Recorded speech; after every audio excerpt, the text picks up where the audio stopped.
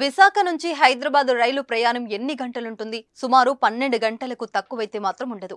వందే భారత్ వచ్చాక కాస్త సమయం తగ్గింది.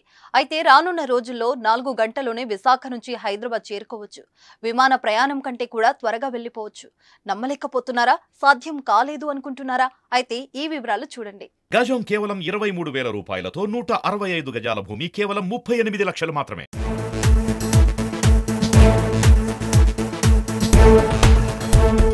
ప్రస్తుతం దేశవ్యాప్తంగా వేల కొద్ది రైలు పరుగులు తీస్తున్నాయి. ప్రయాణికులను తమ గమ్యానికి చేర్చుతున్నాయి. వాటిలో కొన్ని ఎక్స్ప్రెస్లు, సూపర్ ఫాస్ట్ లాంటి రైలు ఉంటే మరికొన్ని వందే భారత్ స్పీడ్ రైళ్లు ఉన్నాయి.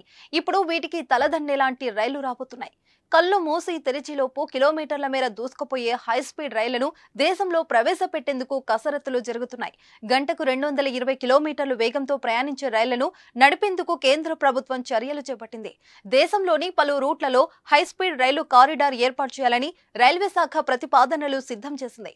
అందులో ఏపీ, తెలంగాణలో 2 రూట్లు ఉన్నాయి. శంషాబాద్ నుంచి విజయవాడ మీదుగా విశాఖ వరకు ఒక రూట్, విశాఖ నుంచి విజయవాడ మీదుగా కర్నూలు వరకు మరొకటి ప్రతిపాదించింది. ప్రస్తుతం వందే భారత్ రైళ్ల వేగం గంటకు 160 కిలోమీటర్లు ప్రయాణిస్తున్నాయి. కొత్తగా వచ్చే రైలు వాటికంటే వేగంగా దూసుకుపోతున్నాయి. మరి అంతటి వేగాన్ని తట్టుకునే ట్రాక్లు మన దగ్గర లేవు.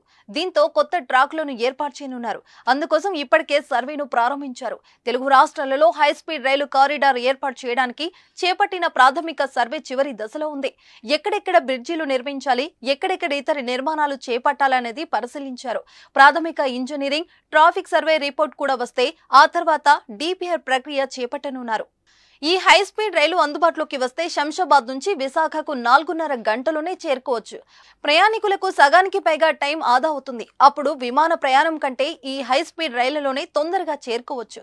Visakha to Hyderabad flight journey గంటన్నర మాత్రమే అయినా ఎయిర్పోర్ట్ లో వెయిట్ చేయడం వంటి అంశాలను పరిగణనలోకి తీసుకుంటే 4.5 గంటల కంటే కొన్నిసార్లు ఎక్కువ సమయం పట్టొచ్చు.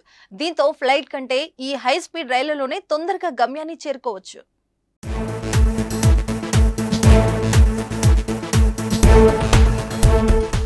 ఈ హై స్పీడ్ ట్రైన్ అందుబాటులోకి వస్తే లక్షలాది మంది ప్రయాణికులకు లాభం చేకూరనుంది. ఉత్తరాంధ్ర నుంచి అధిక సంఖ్యలో ప్రజలు హైదరాబాద్ లో నివాసం ఉంటున్నారు. వారు రాకపోకలు సాగించాలంటే పెద్ద యుద్ధమే చేయాల్సి వస్తుంది. ఒక రోజంతా జర్నీకే సరిపోతుంది. దీంతో హై స్పీడ్ ట్రైన్ అందుబాటులోకి వస్తే వారి కష్టాలు తొలగే అవకాశం ఉంది.